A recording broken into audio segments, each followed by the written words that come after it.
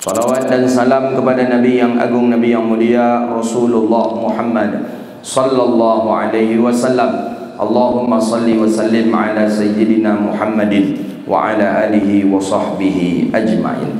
Bapak Ibu yang dirahmati Allah Subhanahu wa taala, kita lanjutkan kajian kita kitab Riyadhus Shalihin min kalami Sayyidil Mursalin lil Imam Muhyiddin Syaraf Zakaria An-Nawawi rahimahullahu taala. Wa an Abi Hurairah radhiyallahu taala anhu qala qala Rasulullah sallallahu alaihi wasallam Allahumma ja'al rizqa ali Muhammadin quta, muttafaqun alaih. Hadis hari ini masih seputar daripada tentang makanan atau sesuatu yang mengenyangkan perut, tapi ini berlandaskan kepada kacamata syariat dengan amalannya Rasulullah sallallahu alaihi wasallam. Di hadis yang sebelumnya dari Sa'ad bin Abi Waqqas, Sa'ad bin Abi Waqqas saksi sejarah Nabi sallallahu alaihi wasallam berangkat perang dengannya. Tidak ada yang bisa dimakan kecuali cuma dedaunan saja. Daun-daun saja yang dimakan oleh Rasulullah dengan para sahabat dan Sa'ad ibn Abi Waqqas. Apa yang terjadi seluruhnya sama. Hatta in kana ahaduna la yadha'u kama tada'u syah ma lahul khiltun. Kata Sa'ad bin Abi Waqqas, ketika bahkan kami memakan makanan daun-daun tadi, ketika kami buang hajat, ketika kami buang air besar, maka buang air besar kami itu persis seperti tai kambing. Bulat-bulat, bulat-bulat, la khiltun, ma lahu khiltun. Tidak ada sedikit pun campurannya. Nabi kita pernah memakan daun-daun ketika perang dengan para sahabat, tak ada yang dimakan. Roti yang akan dimakan tak ada, gandum yang akan dimakan tak ada, tapi perut harus mesti diisi. Bagaimana solusinya? Terpaksalah memakan daun-daun itu. Kata Sa'ad bin Abi Waqqas, hadis ini sahih Bukhari Muslim. Katanya, setelah itu kami buang hajat, hajat kotoran kami itu pas seperti taiknya kambing. Kalau kita renungkan sejenak, ya Allah ya Karim, sampai segitunya Nabi kita sallallahu alaihi wasallam. Memang tak ada yang baginda Rasulullah makan. Bukan berarti ketika itu ya boleh dikatakan susah hidup, ya begitu jugalah. Tidak semewah kita hari ini. Kita nak mau apa saja ada. Nak macam nak dendeng bentuknya kah, atau nak rendang kah, atau nak kalio kah, atau nak goreng kah. Daging tu aja banyak bisa diolah oleh orang kita. Nak jadi dendeng, nak jadi rendang, nak jadi kalio, nak jadi apa lagi? Jadi apa lah? Gulai. Banyak bisa diolah kita. Dulu orang dulu tak ada kulkas, tak ada apa, tak ada. Kalau dapat ya habis, kalau nak jemur. Begitulah kondisi di zaman baginda Nabi kita sallallahu alaihi wasallam.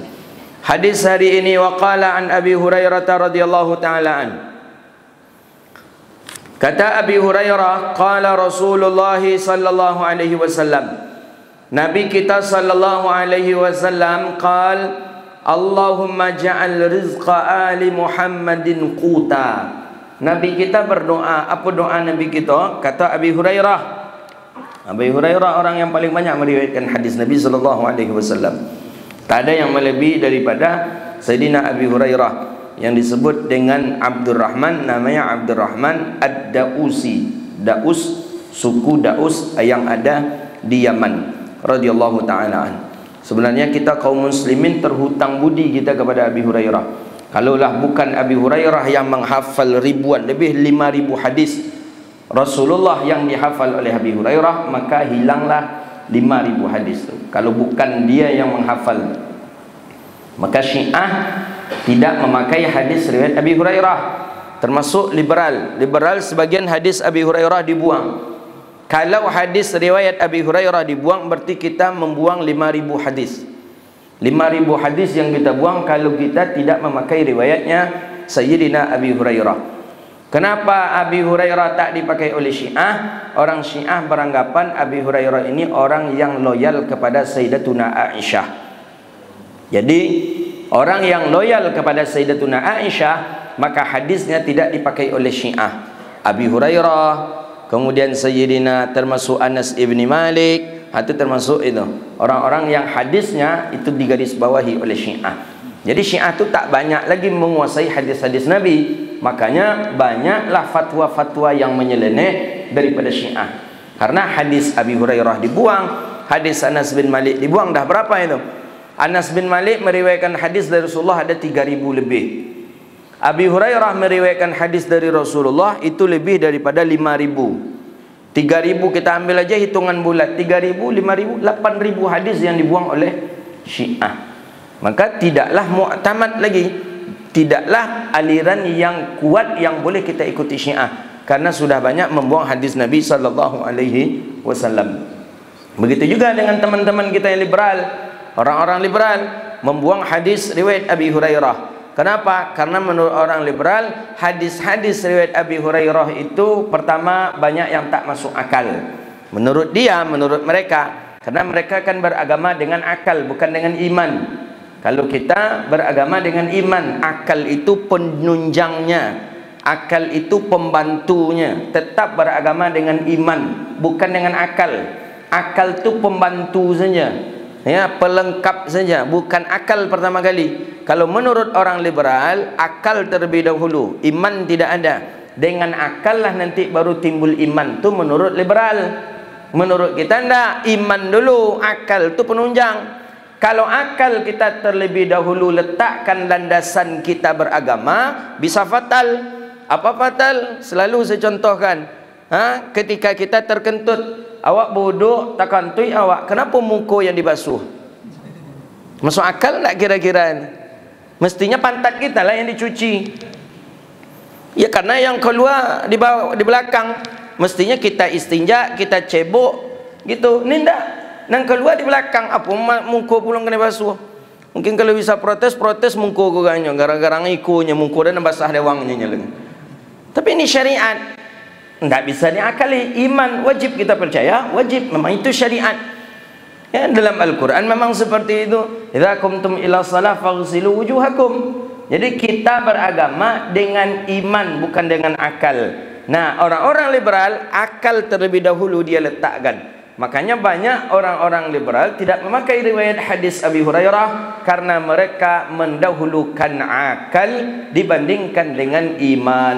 Salah satu contoh hadis yang selalu ditolak oleh orang-orang liberal itu hadis sahih dalam Sahih Bukhari riwayat Abi Hurairah tentang apa? Tentang zubab. Zubab itu artinya lalat. Kalau bahasa awaknya langau.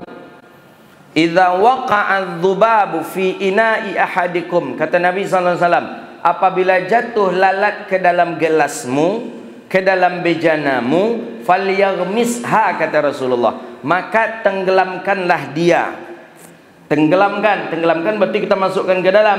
Kata Nabi, fa inna ahajada hayhi syifa, karena sesungguhnya salah satu daripada dua sayap lalat itu obat atau penawar racun. Jadi di lalat itu ada dua sayap, satu sayap beracun, satu penawarnya. Jadi solusi bagi Rasulullah SAW untuk kita tidak mubazir, untuk kita tidak membuang makanan, tidak membuang minuman, falyaghmisha, tenggelamkan dia. Dengan mentenggelamkan lalat tadi itu sudah menetralkan racun yang tadi. Jadi Nabi SAW mengatakan, dicoba bawa kepada otaknya oleh orang-orang liberal, akalnya. Kata orang liberal tidak masuk akal, tidak masuk akal. Pertama, kedua, ini Islam kotor. Masa lalat masih dimasukkan juga, lagi buang sajalah lagi menurut liberal. Ketiga, khawatir ini Abi Hurairah berdusta di atas Nabi Muhammad. Ketiga-tiganya didaf'us syubhat, ditolak tuduhan-tuduhan itu oleh ulama Al-Azhar. Maka di Al-Azhar, kalau dia mengambil jurusan hadis tingkat 3, dia belajar namanya daf'atus syubhat fi haulis sunnah, menolak pendapat-pendapat orang liberal orientalis tentang hadis Nabi SAW. Termasuklah cara menolak kalau mereka menuduh hadis itu seperti itu. Jadi yang pertama yang mereka telak itu bahawa tak masuk akal. Masuk akal karena ini adalah syariat. Kalaupun tak masuk akal tapi wajib diimani. Kedua, Nabi kita tahu. Dari mana Nabi tahu? Tentu Allah yang memberi pelajaran kepada Nabi Muhammad. Wa ma yantiqu 'anil hawa in huwa illa wahyun yuha. Nabi Muhammad itu berbicara dengan wahyu. Ya, bukan berbicara dengan akal. Yang berbicara dengan akal itu awak. Kalau kita yo pinang dalam kombui, apa nan tengah itu disobui. Itu kita. Kalau Nabi Muhammad enggak. Nabi Muhammad dengan wahyu. Jadi dengan wahyu Nabi Muhammad. Jadi kenapa kok Nabi tahu salah satu dua sayap itu ada obat, padahal labor dulu tak ada? Bagaimana cara menelitinya? Yang menelitinya Allah. Allah lah yang memberitahu kepada baginda Nabi sallallahu alaihi wasallam.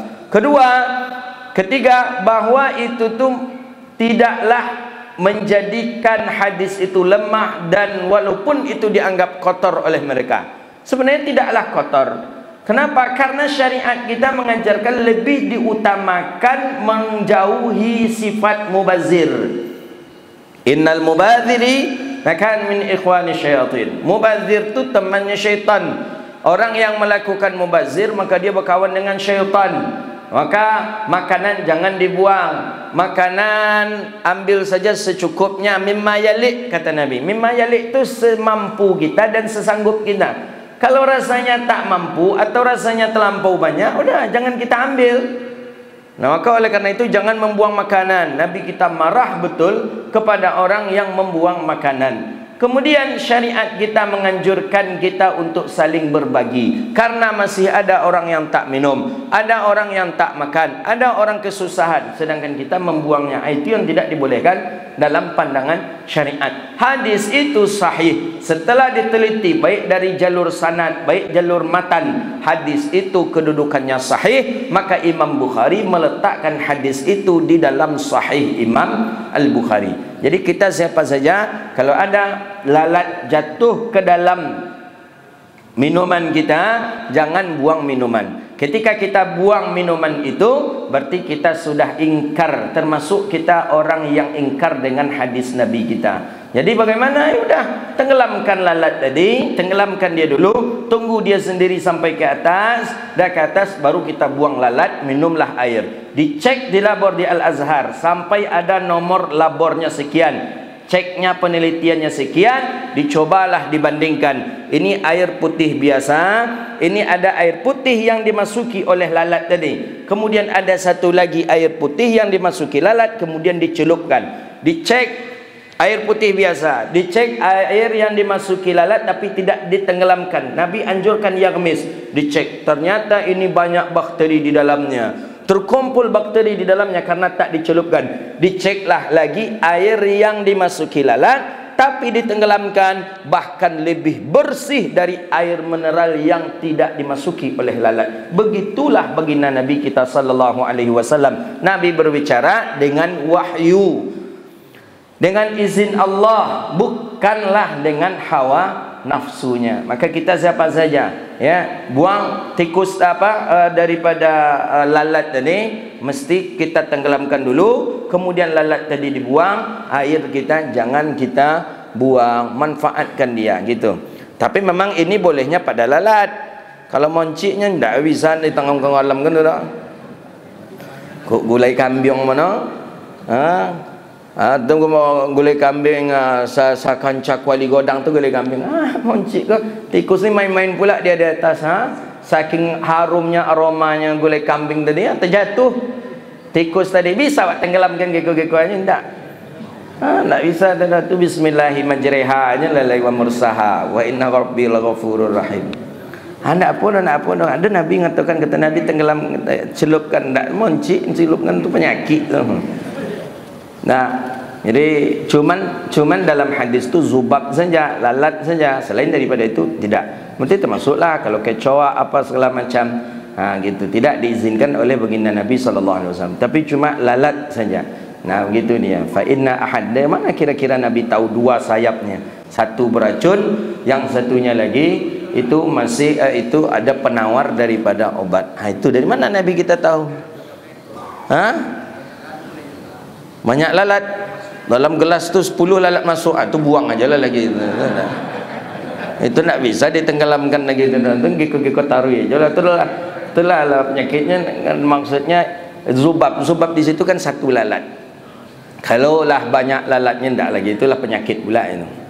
Ya.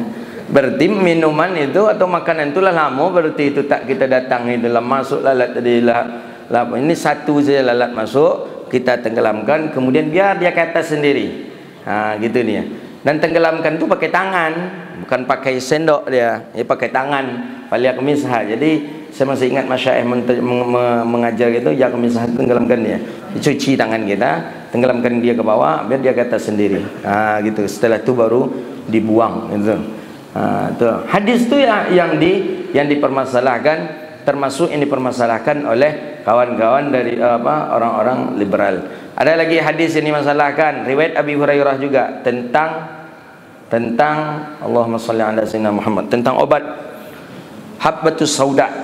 Kan Nabi mengatakan, kata Rasulullah, habbatus sauda usyifa'u likulli da'. Habbatus sauda itu obat daripada segala penyakit. Yang meriwayatkan hadis itu Abi Hurairah juga. Hadis itu dalam Sahih Bukhari juga.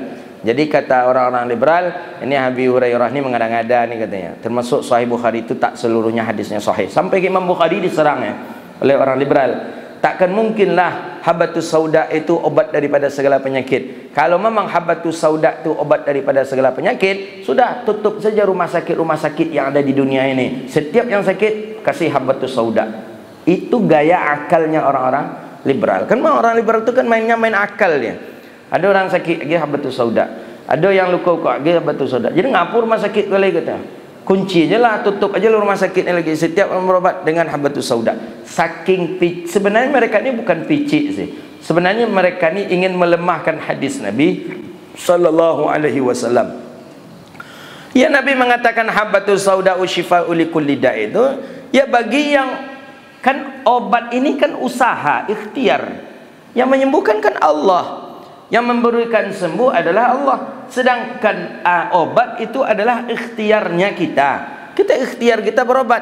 Tak berobat pun seorang manusia, tapi tawakalnya kuat, boleh. Tak pun minum habbatus sauda, dia tawakal, dia kuat kepada Allah, silakan saja. Tapi bagi kita yang setengah-setengah, kita ikhtiar.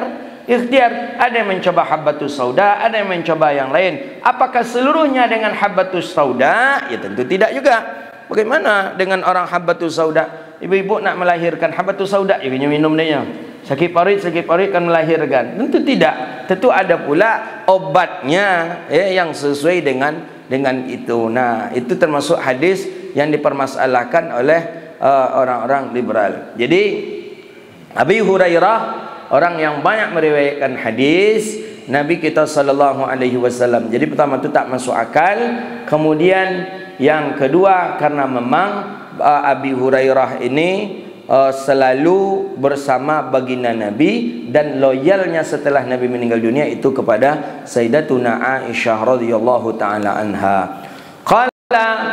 Qala Rasulullah sallallahu alaihi wasallam, Nabi kita sallallahu alaihi wasallam berkata, kata Abi Hurairah, Nabi berkata, apa kata Rasulullah? Allahumma ja'al rizqa ali Muhammadin quta. Ya Allah, jadikanlah rizqa akan rezeki ali Muhammadin, keluarga Muhammad, qutan. Qutan ni cukup untuk kekuatan saja. Jadi kalau makanan masuk cukup untuk kuat saja. Jadi tidak untuk nak kenyang-kenyang tu tak ada. Itu doa Nabi dari dulu. Dari dulu doa Nabi seperti itu. Allahumma ja'al rizqa ali Muhammadin quta.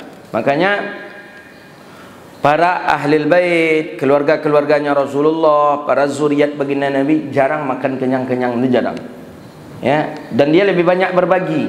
Bahkan di rumah mereka sedikit saja makanan dan itu lebih banyak dibagikan ke orang lain. Karena memang itu doa kakek baginda Nabi kita sallallahu alaihi wasallam, Allahumma ja'al rizqa ali Muhammadin quta. Ya Allah, jadikanlah rezeki keluarga Muhammad ini quta. Quta ini cukup ada kekuatan saja. Kita makan sahur ada kekuatan, dah cukup itu saja. Makan sahur itu kan bukan untuk konyang tuh Pak. Enggak. Kalau makan sahur untuk kenyang kurang barokahnya. Tapi makan sahur itu lil quwwah, Lil quwwah tu untuk ada kekuatan untuk melaksanakan ibadah puasa. Itu saja. Bukan untuk konyang kita. Tidak. Makanya kalau ada orang ketika Ramadan bertambah berat badannya, itu perlu dipertanyakan itu. Merasa mungkin tak cek sahur aja makan, mungkin jam 9 makannya makan pula balik, jam 2 makan pulanya balik. Tapi kalau orang yang ketika Ramadan berat badannya turun, itu berarti betul dia tu makan lil quwwah, untuk kuat saja berpuasa di siang Ramadan. Kita makan sahur tadi itu untuk lil quwwah saja, bukan untuk kenyang. Begitu. Itulah keluarga Nabi Muhammad. Itulah baginda Nabi SAW. Makan tu lil quwwah, lil quwwah. Quwwah itu untuk kekuatan bisa beribadah kepada Allah Subhanahu wa taala. Aduhnya Ustaz, orang bertambah Ustaznya puasanya Ustaz. Ya mungkin beko habis berbukanya makan yo sekali. Beko pulang tarawih makan yo balik. Beko orang kalau lok makan yo tu, beko sahur makan yo itu ya bisa. Itu ya bisa bertambah badan. Allahumma ja'al rizqa ali Muhammadin quwwah. Ada sebagian ulama mengatakan maksud ala Muhammad itu adalah termasuklah daripada umat Nabi Muhammadun sallallahu alaihi wasallam. Jadi kita pun dianjurkan oleh Sayyidina Rasulullah untuk makan lil quwwah, untuk ada kekuatan saja. Begitu ni ya. Jadi bukan untuk mempergemuk badan, bukan untuk memberatkan badan, tidak.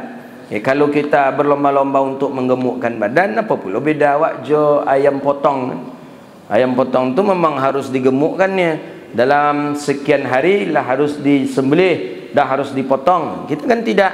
Maka oleh karena itu biasa-biasa saja seorang santri ketika di rumahnya dia gemuk, masuk ke pesantren kuruhnya. Orang tua yang tak faham kau nak bisa menerima. Dia nak makan yang situ dah yuangnya apa dia gitu orang yuang. Pada santri itu memang kuruh tiap masuk pesantren. Kalau ada santri yang gopuknya masuk ke pesantren, itu perlu dipertanyakan dapat hendaknya kaji dia. Maka buya-buya kami dulu ada pantun itu. Mengaji kepada bek katanya, bertanak dalam kopuk katanya. Biarlah kaji tidak dapat asal badan dia gopuk katanya. Jadi kawan-kawan yang badan-badan gopuk-gopuk tu, pasti kurus dia. Apa nak kurus? Tidur terganggu. Tidur terganggu, baru start tidur jam 10, nanti jam setengah 4 dah terbangun lagi. Makan ala kadarnya. Kalau di rumah nak adalah di rumah tu, maka pas pulang kampung tu adalah istilahnya bagi kami santri dulu perbaikan gizi namanya tu. Itulah dibawa dak mak wak kadang pai makan pecel lele, pai makan nasi ramas apa. Kalau di pesantren mana lah dapat itu tu. Tapi kan untuk melatih jiwa menjadi seorang insan yang kuat, seorang mukmin yang kamil, memang harus diterpa dengan itu. Tapi kalau diterpa dengan manja, anak akan lemah. Lemah anak kita. Ya, selagi kita hidup mungkin kita bisa membantunya. Ketika kita tak ada lagi, macam mana caranya? Maka dia harus kuat. Kuat itu bukan kuat ekonomi saja. Orang kita banyak memikirkan untuk anak tentang ekonomi saja. Ma ta'kuluna min ba'di. Apa yang dimakannya setelah aku meninggal dunia? Nah, syariat kita bukan seperti itu. Ma ta'buduna min ba'di. Apa yang mereka sembah setelah aku meninggal dunia. Itu yang perlu kita pikirkan untuk anak generasi kita. Bukan kita sibuk menyiapkan ekonominya saja. Kita siapkan kebun yang banyak, kolam yang banyak, ruko yang banyak. Untuk apa? Untuk ekonomi anak. Kita lupa ma ta'buduna min ba'di. Setelah kita meninggal dunia, dia masih menyembah Allah enggak?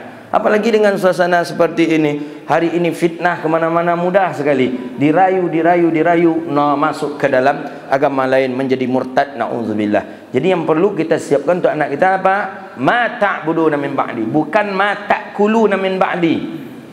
Kalau tak kulu apa yang mereka makan setelah aku meninggal dunia. Nah, bukan apa yang mereka makan, tapi ma ta'budu, apa yang mereka sembah setelah kita meninggal dunia. Itu yang perlu kita siapkan. Jadi kalau kita risau dengan rezeki anak kita, risau dengan ekonomi anak, berarti kita sudah risau dengan pemberian Allah. Itu kerja Allah Ta'ala, tidak perlu kita risau. Itu kerja Allah Ta'ala. Nabi saja menjamin, in asyaku fi'a, kata Nabi, selagi dia hidup Allah cukupkan rezeki. Ketika dia meninggal dunia dijamin masuk surga. Di antaranya apa? Man dakhala baitahu bisalam. Biasa mengucapkan salam setiap masuk rumah. Orang itu takkan pernah fakir, takkan pernah miskin. Yang kedua, wa man kharaja min masjidin min baitihi ila masjid. Hadis Umamah Al-Bahili, orang yang keluar dari rumahnya langsung menuju masjid, maka dia dijamin rezekinya oleh Allah. Yang ketiga, wa man kharaja fi sabilillah, orang yang keluar di jalan Allah, termasuk duduk di majelis ilmu. Jadi itu rezeki itu sudah diatur oleh Allah Rabbun Jalla Jalaluh. Wa ma min dabbatin fil ardi illa 'ala Allahi rizquha. Kita wajib yakin, percaya bahawa rezeki kita sudah diatur oleh Allah Subhanahu wa taala. Hadis Abi Hurairah lagi, wallahi alladzi la ilaha illahu in kuntu la'tamidu bikabidi 'alal ardi minal ju'. Allah. Wa in kuntu la ashaddul hajara 'ala batni minal ju'. Kata Abi Hurairah, demi Allah tidak ada Tuhan selain Allah. Aku pernah, kata Abi Hurairah, i'tamidu bikabidil 'alal ardi minal ju'. Aku pernah menempelkan perutku ke lantai karena lapar. Tiarap, saking lapar tiarap, karena perut tu kalau di press itu rasa sakit itu agak berkurang nih. Jadi Abi Hurairah pernah menempelkan perutnya saking laparnya, tidak ada kan dimakan. Ditempelkan perutnya ke lantai oleh Abi Hurairah. Wa inni kuntu la ashaddul hajara 'alal batni minal ju'. Dan aku pun pernah mengikatkan batu di perutku ketika aku lapar. Dan ini memang budaya orang-orang Arab, ya, orang-orang Arab dan orang-orang Madinah, dan khususnya Rasulullah ketika lapar itu dah 2 hari tak makan, itu diikatkan batu di perut. Jadi caranya sahabat menandakan Nabi itu sudah lama tak makan. Nabi kalau sudah 2 hari tak makan, tengok saja di perut Nabi. Kalau ada batu benjolan di perut Rasulullah, berarti itu batu itu tanda Nabi sudah 2 hari tak makan. Itu dia. Kalau ada batu di perut Rasulullah, diikatkan batu tadi, berarti itu tanda Nabi 2 hari tak makan. Maka itu dalam Rawi Barzanji disebutkan itu, wa wada'al hajara minal ju'i wa qad utiya mafatihal khazainil ardiyah. Baginda Nabi SAW ketika lapar diikatkan batu di perut Nabi, padahal Nabi ditawarkan gunung menjadi emas. Kan sudah jelas itu, zahaban fa'abah, kan disebutkan dalam Rawi Barzanjinya. Wa rawadathul jibalu bi an takuna lahu zahaban fa'abah. Ketika itu Jibril datang, ya Rasulullah, ya Muhammad, kalau engkau menginginkan gunung Uhud itu jadi emas, maka akan aku jadikan ia sebagai emas. Tapi apa kata Rasulullah? Fa'abah. Nabi enggandak, kata Rasulullah. Itu tanda Nabi tidak haus dengan harta, Nabi tak rakus dengan dunia. Padahal bisa saja Nabi. Allah Ta'ala sendiri mengatakan dalam Al-Quran kan, at'imuni wa yasqin. Ya, Allah Ta'ala yang memberikan rasa kenyang, Allah Ta'ala yang memberikan rasa lepas dari dahaga kepada baginda Nabi SAW.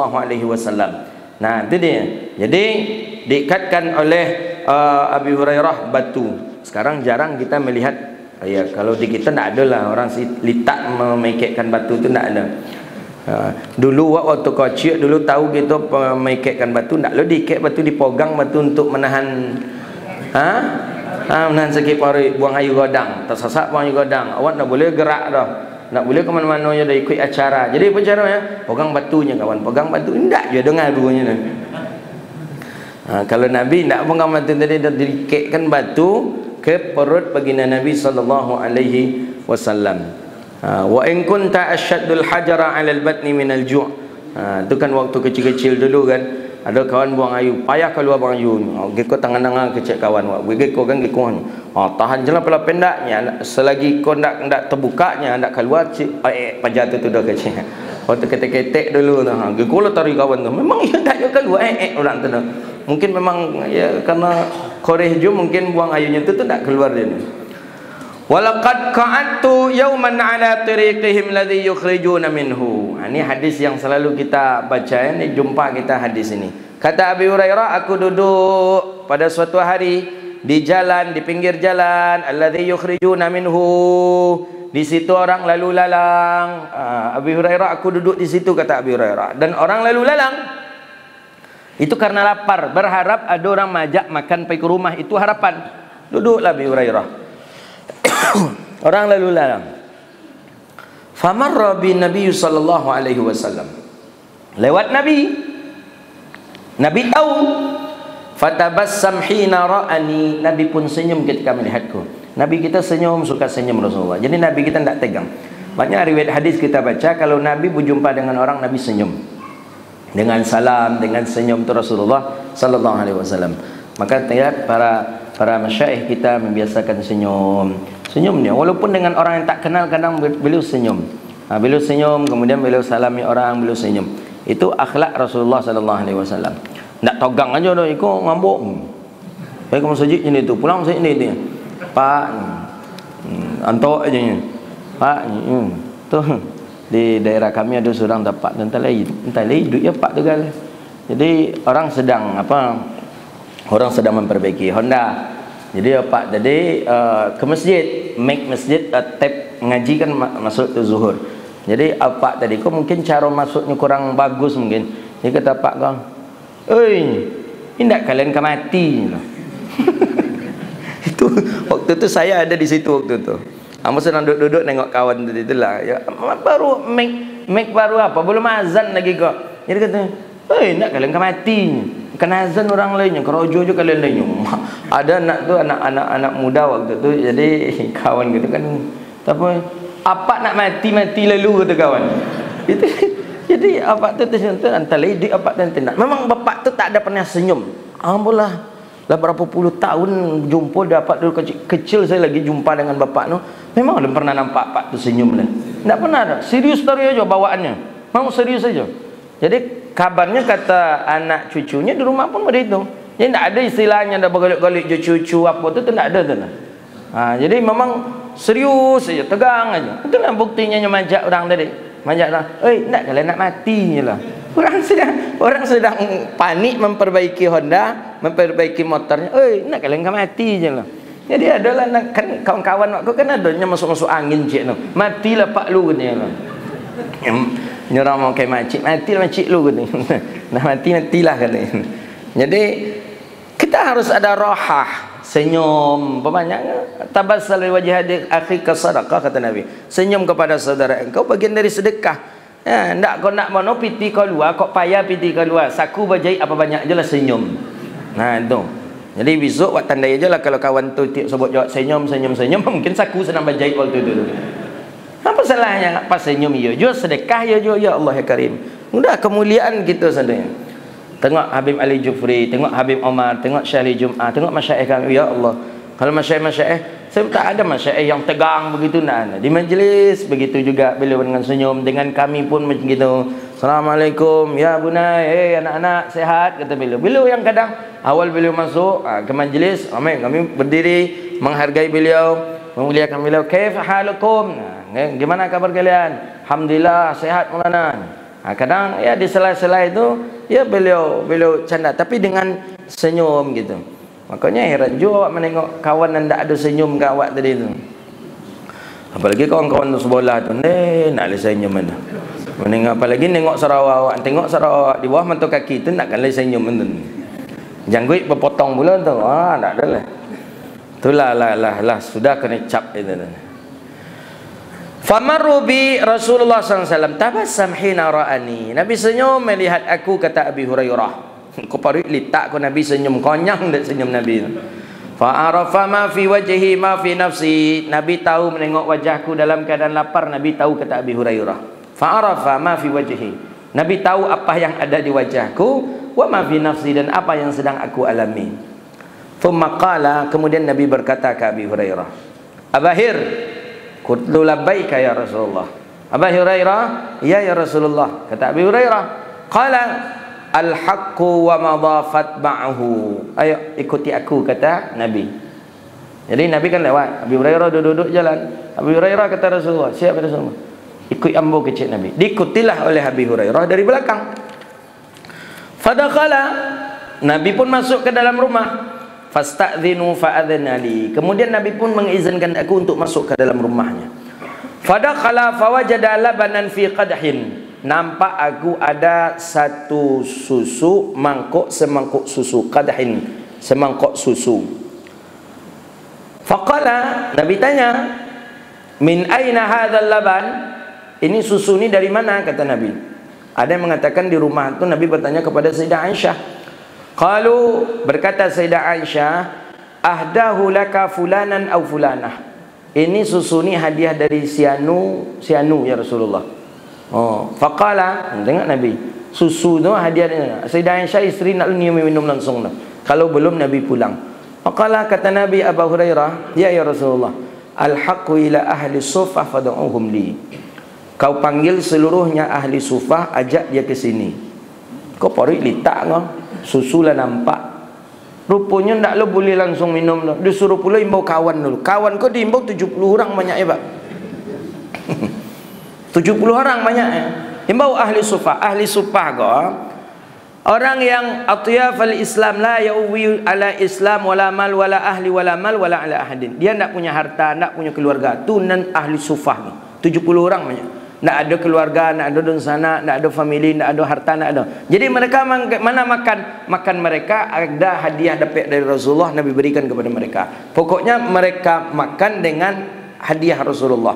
Mereka makan dengan adanya orang yang bersedekah kepada Nabi kita sallallahu alaihi wasallam. Fasa'ani dzalika fakultu ma hadzal labnu min ahli sufah. Aku pun memanggil orang-orang sufah sambil bertanya kepada diriku, kata Abi Hurairah. Fasa'ani dzalika faqul wa ma hadzal laban min ahli sufah. Satu itu tu untuk ahli sufah tu. Susu yang satu mangkuk tu untuk ahli sufah semua. Mana untuk aku, kecil Abi Hurairah dalam hati bertanya langsung Rasulullah, tak mampu. Kuntu ahaqqu an asiba min hadzal laban syarabtan ataqawwa biha. Padahal aku lebih berhak karena perutku sedang lapar untuk menguatkannya, aku lebih berhak. Tapi Nabi suruh panggil orang sufah. Fa idza ja'u, ketikalah berkumpul 70 orang tadi di muka rumah Nabi sallallahu alaihi wasallam, amarani, aku diperintahkan oleh Nabi untuk memegang mangkuk tadi. Ndek, awak parik letak kau susu di muka awak. Kalau model-model awak lah orang tak ada melengah Nabi hanya awak kata kan. Melengah kata gitu. Ini kau susu parik senang letak. Fakuntu ana u'tihim. Aku disuruh Nabi untuk memberikan kepada mereka. Lah, cek sorang minum go sampai puas. Lah, ma'asa yablughani min hadzal laban. Seluruh sahabat-sahabat mendapatkan laban. Minum 70 tadi. Tapi susu kau ma yablughani. Tak berkurang-kurang dah nampak dari Abi Hurairah susu tadi. Ini hadisnya sahih ni. Lam yakun min ta'atillah wala ta'ati Rasulillah. Jadi kata Abi Hurairah, kalau ndaklah dia taatkan Nabi ko, kalau ndaklah dia taat kepada Allah Taala, aku akan minum susu ini. Tapi dia taatkan Nabi, Nabi suruh, ya agi jelah minum ke orang tu lu. Ha, tiba faqbalu wasta'dhanu anzina lahum wa akhadhu majalis. Lah selesai kawan tadi, lah dapatnya kawan tadi 70 tadi, faqbalu, aku pun menghadap ke Nabi membawa mangkok yang tak berkurang susunya.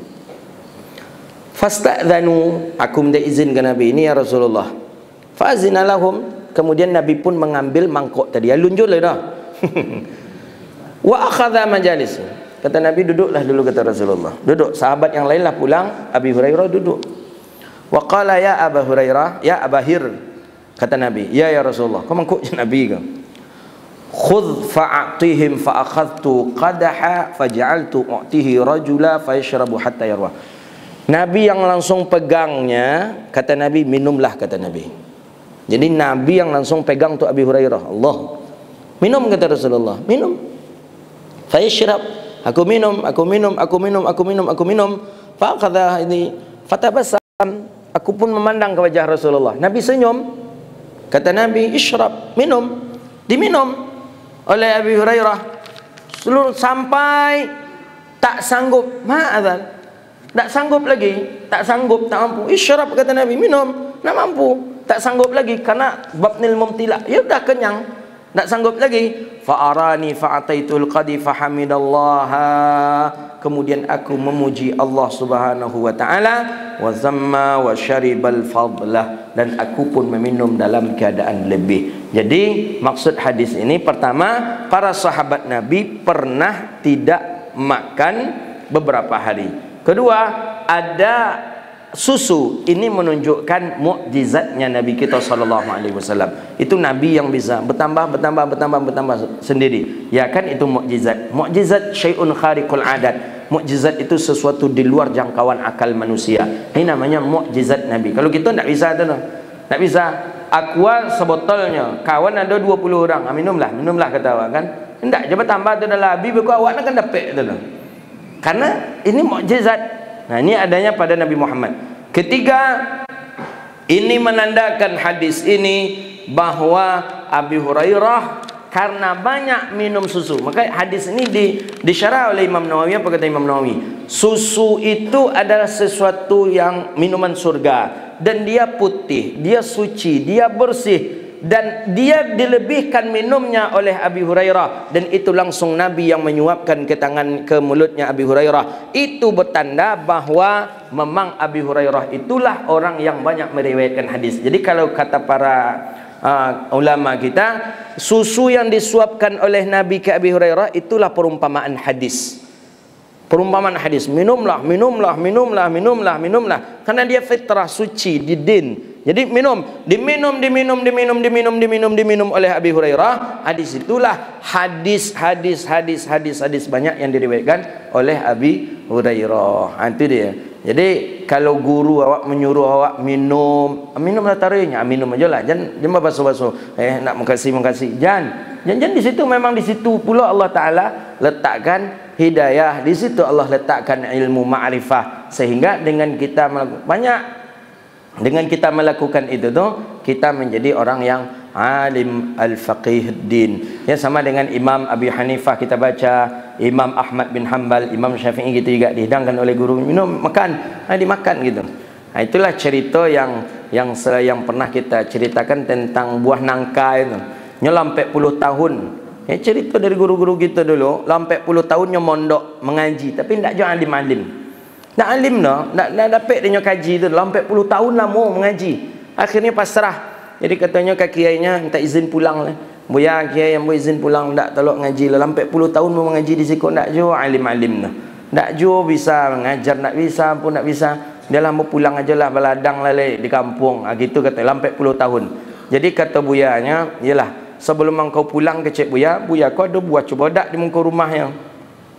Batang nangka, tapi ada nangkanya yang masak besar nangka tadi. Jadi kata Buya tadi, sebelum engkau pulang, makanlah, ambil buah nangka tu, ambil buah cobodak tu, habiskan, jangan ajak orang satu pun. Dek patuh ke Buyanya, cik patuh ke Buya aja, patuh ke kiainya ya. Sebelumnya pulang ya, ambil cobodak tadi, makan surang. Cobodak godang. Gombong ni lah itu makan cobodak surang tu. Tapi dek guru menyuruh apa cara? Dimakan. Habis. Sampai memang habis seluruhnya nangka tadi, nak tahu ni mana. Pulangnya baru sehari di rumah langsung datang orang kampung. Buat pengajian awak di masjid. Kan orang kampung tahu si Anu tu sampai puluh tahun mondok. Berarti kan kau orang alim, padanya nak ada ilmu dah. Nak ada dapat cik dah. Alamak, besok ngaji lah, beranikanlah, tiba juga. Keberaniannya tadi tiba-tiba berani langsungnya mensyarahkan beberapa hadis, beberapa kitab disyarahkan. Akhirnya dapat simpatik dari orang kampungnya. Akhirnya dia buat pesantren di orang kampung. Dia buat pesantren, ramai santri sampai beribu. Lah sekian tahun taknya pulang ke pesantren, balik pesantren, sekali baliklah ke pesantren. Karena buyanya lah tahu kalau inyalah maju, santrinya pun dah cukup ramai dan alim-alim. Akhirnya balik ke pesantren, minta izin ke guru, karena lah lama ndak ke guru, ke kiainya. Sawannya ke kiai, Waalaikumsalam, semacam gimana kabar tu? Alhamdulillah sihat. Kiainya lah dapat info dari luar. Ya kiai, macam mana keadaan? Alhamdulillah. Pesantren macam mana? Oh alhamdulillah. Ramai kiai. Ya alhamdulillah lah kata kiai. Itulah kiai, kenapa tu kiai? Katanya, padahal aku di sini tak ada dapat apa-apa katanya. Tapi jadi kata kiai itu, aku mengaji petang tu sampai puluh tahun tu, sadonya tu tersangkut di cobodak tu kata kiai. Jadi tersimpan tu di cobodak tu. Jadinya mengaji di cobodak tu je payah baru nganya ni. Jadi ketika aku pulang petang, itulah aku suruh memakan cobodak tadi tu, makan nangka tadi tu. Itulah yang membuat engkau masuk kembali, dan itulah mendapatkan ilmu keseluruhannya. Artinya tu. Kalau dek Wahabi nak makan dia cerita kau makanya sabitlah mu ustaz cobodak katanya. Jadi memang kita dapat tamsil, itu kan tamsilan itu perumpamaan ya, hikayat cerita ya, sama dengan Abi Hurairah. Abi Hurairah di susu yang disuguhkan Rasulullah, kalau kiai tadi ke santrinya buah nangka, ini buah nangka. Ya, apa yang tidak fa'alu lima yurid? Allah Ta'ala berkehendak. Tengok siapa lagi para a'immah ulama, bacalah riwayat-riwayat hadis. Imam Suyuti meminum air zam-zam yang diberikan oleh gurunya. Minum zam-zam itu. Apa niat engkau minum ini? Aku ingin ilmuku seperti ilmumu, kata dia ke gurunya. Aku ingin hafalanku seperti hafalanmu. Aku ingin riwayat hadisku seperti riwayat hadismu. Itu niatnya di depan gurunya. Nyuruh minum zam-zam apa nih? Betul. Ketika guru meninggal dunia, kealimannya, keadaan kemasyhurannya sama seperti dengan gurunya. Itu dia. Jadi adab itu penting, akhlak itu lebih diutamakan, dan ibadah itu adalah bonus daripada itu semuanya. Itulah kajian kita pada hari ini. Mudah-mudahan bermanfaat dan Allah terima amal ibadah kita. Allah jauhkan kita dari bala dan wabah. Allah sehatkan kita dan Allah berkahi kehidupan kita dunia wal akhirah.